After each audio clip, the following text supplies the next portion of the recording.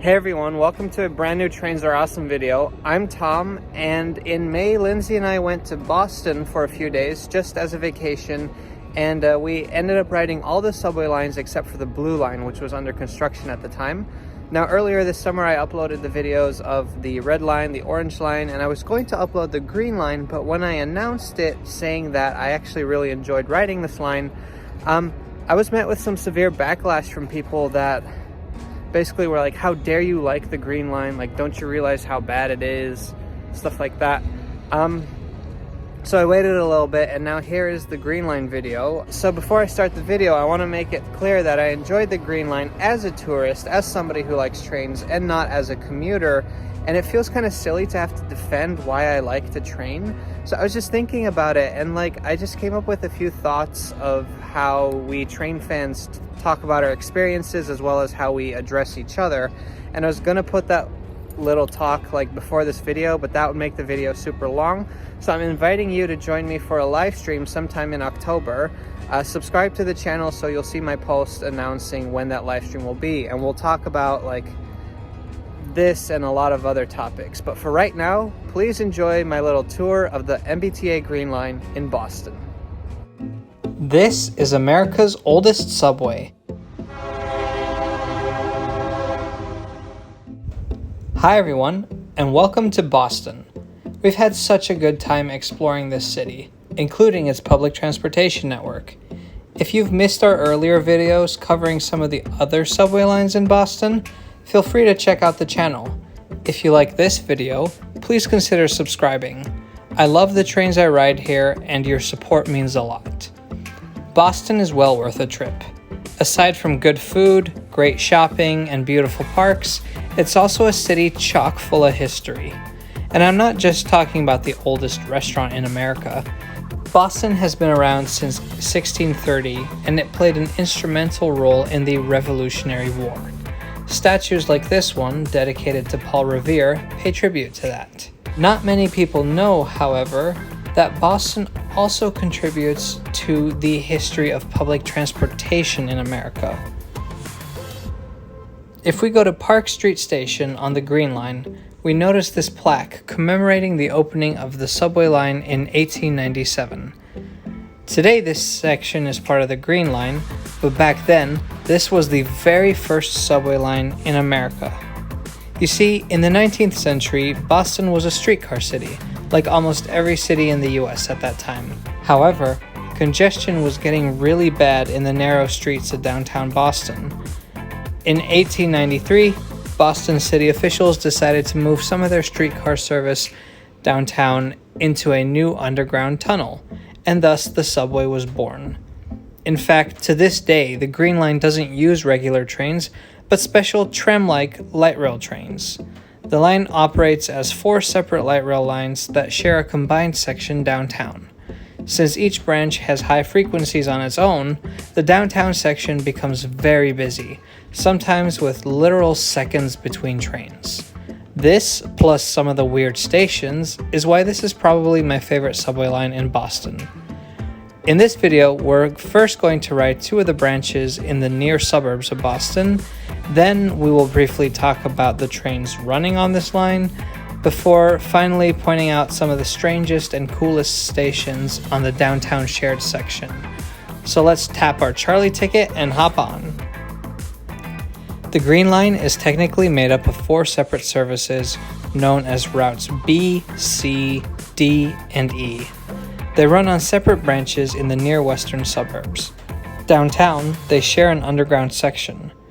But where it gets tricky is that they don't all have the same destination in downtown Boston. So if you're taking the Green Line north into Boston, you have to be just as aware of what train you're hopping on as if you're taking it out of the city. Routes B and C only run to Government Center. If you're watching this video before November 2022, Line D runs to North Station and Line E runs to Union Square. If you are watching this after November 2022, the Green Line extension will hopefully have opened, and Route D will run to Union Square, while Route E will run to Medford Tufts.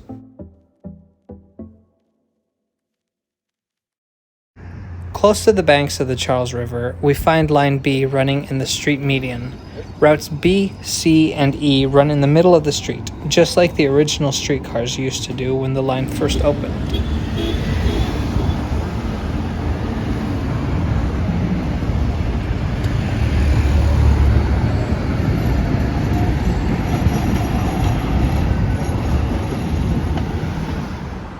Line B serves both Boston College and Boston University, so it is a very popular route with students.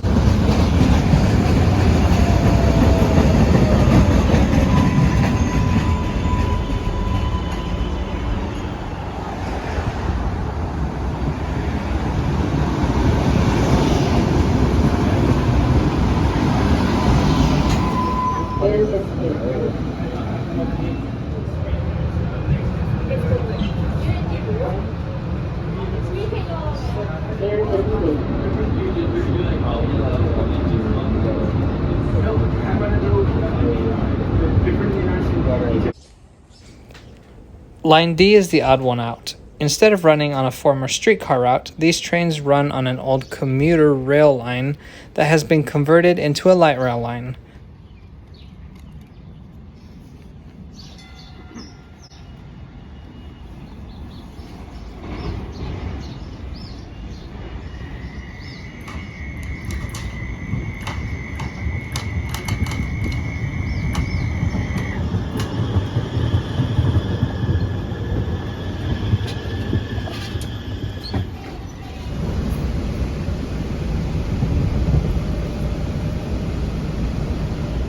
Are required on MBTA vehicles and in stations. At Kenmore Station, routes B, C, and D have all come together, and Line E will join shortly at Copley.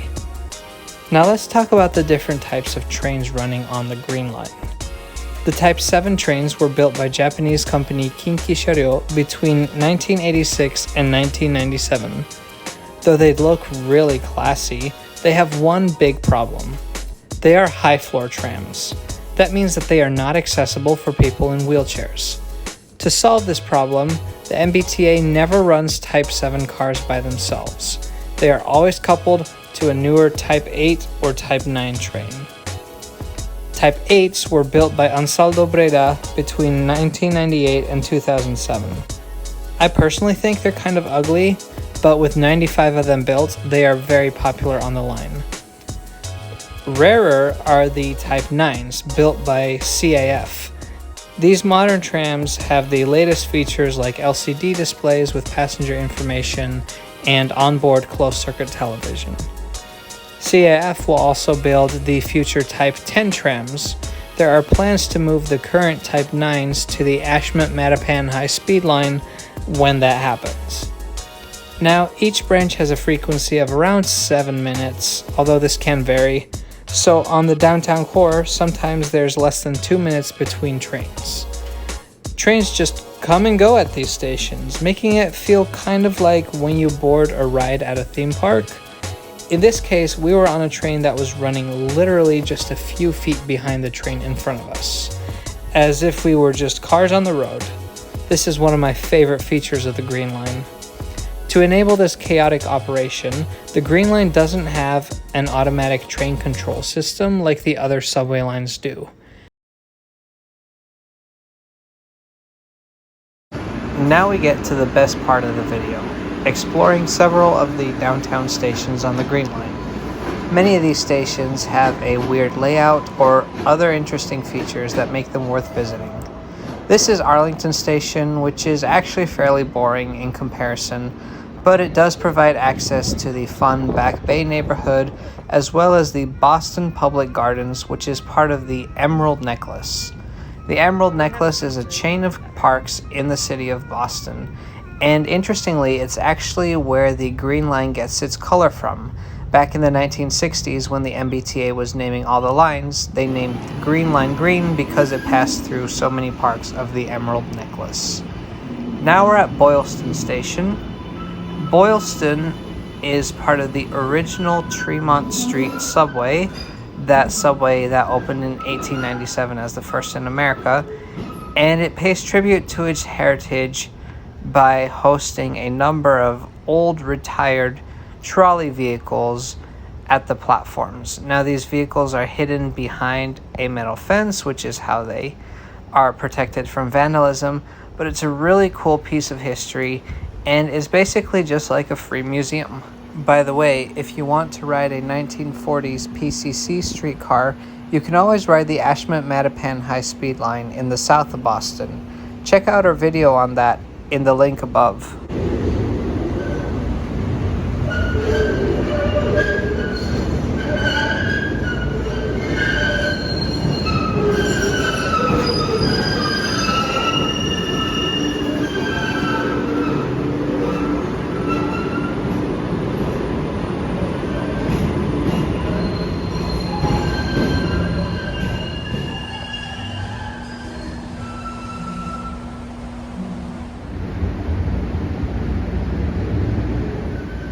Look at some of the insanely tight curves that these trains have to make in the tunnel here.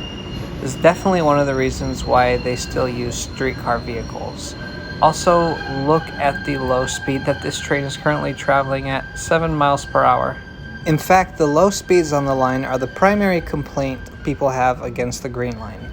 That and the general unreliability that MBTA can have regarding line closures.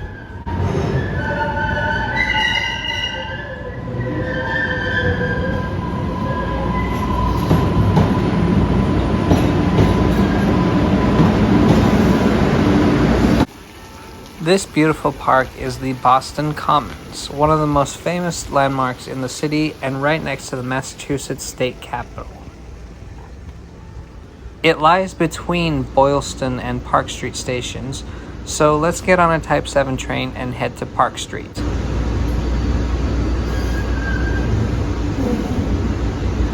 Next stop, Park Street.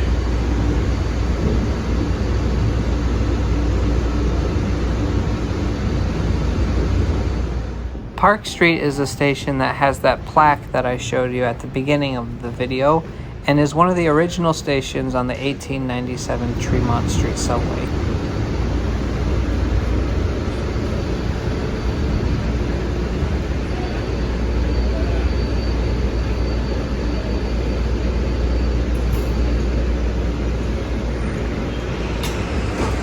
This is Park Street. Aside from its historic significance, Park Street is a major hub on the Green Line. Not only is transfer available to the Red Line, this is also a convenient location for passengers to transfer between branches of the Green Line. Because the platforms are long, sometimes one train will stop at the front and the other train will stop right behind it, and passengers can walk between the two. Park Street Station allowed me to kind of get a feel of how frequent trains can run on this line. And as somebody who likes trains, it was just really exciting to constantly see things coming and going.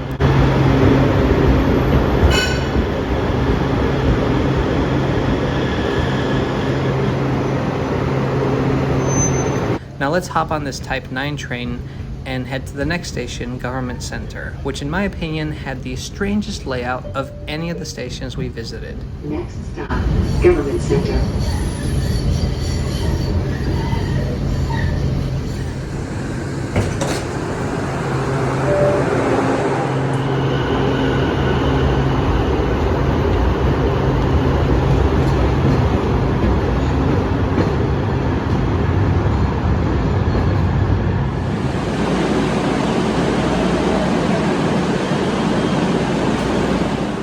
So on the outside, Government Center Station seems unassuming. It's just a transfer station between the green and the blue lines.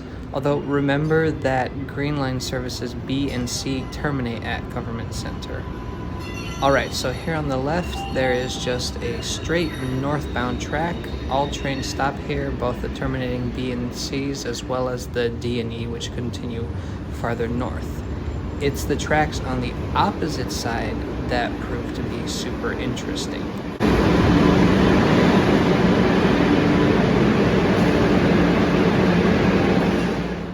Basically, this station has one northbound platform and two southbound platforms. The tracks make a railroad Y, with the northern half of the platform curving away from the station, and a little bit farther to the back you will see that there is another track curving back into the station and then heading south. So yeah, the track that we're looking at right now that has the departing train, all southbound trains on the Green Line depart from that platform, while the other track that we just briefly looked into doesn't see any passenger service today. So, why does this station have one straight platform and two curved ones? Let's take a look at a map to find out. So the fire alarm gives us a little bit of a hint as to the strange layout of the station, but I decided to make a very simplified map to explain. So the green lines are tracks with the arrows pointing into the direction that trains would run over the tracks, and the gray shape is the platform of Government Center Station. So on the bottom you see the northbound track with all trains, both the D and the E as well as the terminating B and C, stopping at the platform portion. D and E continue north, but B and C will go left and take the loop, which ultimately leads them to that far curved platform that we saw earlier.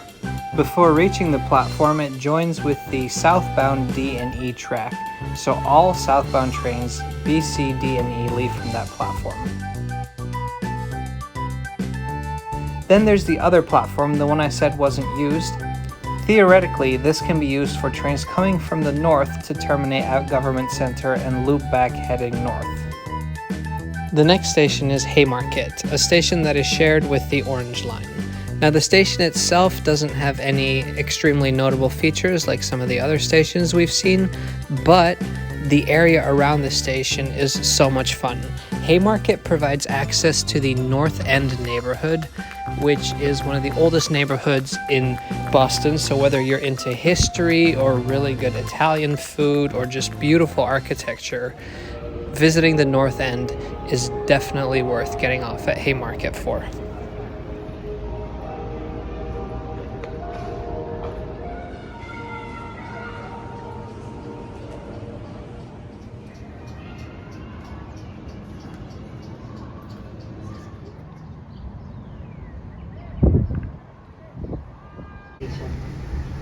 One stop farther north is Boston North Station. This is the last station we're going to cover in this segment of the video. North Station is one of the two main rail terminals for commuter rail and Amtrak in Boston, the other being South Station. Now the Green Line platforms are located right underneath the main train station, and the southbound trains leave from a lower level platform while the northbound trains leave from a higher level platform. This construct isn't that unusual in Boston. It happens at several places on the Red Line as well, but what makes this interesting is that because of this setup, passengers on a southbound Green Line train can transfer to a southbound Orange Line train cross-platform.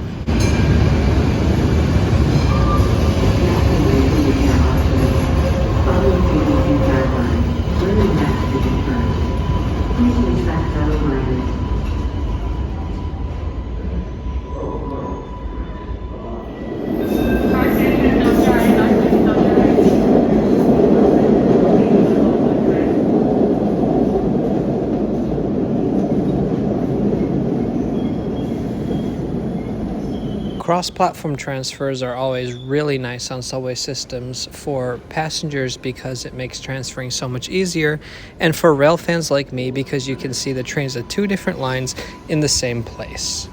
Now, Boston North Station is shared with the Boston Gardens, which is the stadium where the Boston Celtics play. Like I said before, it's the main departure area for several MBTA commuter rail lines, as well as the Amtrak Downeaster.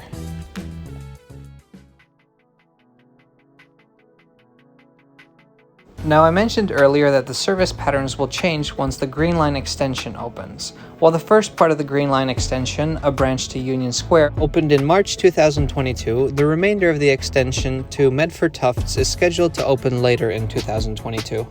E-trains will then run up to Medford Tufts, and while at the publishing of this video, the extension wasn't open yet, construction is very far and is visible from trains running on the commuter rail Lowell line, including the Amtrak Downeaster. The future Route E will parallel the Lowell line until its final stop of Medford Tufts. This was a tour of the MBTA Green Line. Sure, it has its flaws. Trains run slow, some of the infrastructure is very outdated, but as a tourist I really enjoy this line because of the variety of trains and stations, the history, as well as the very high frequencies on this route. I would totally come to Boston and ride this train again, and I'm looking forward to the improvements in the future. Thanks for watching, please subscribe to Trains Are Awesome, and we'll see you next time.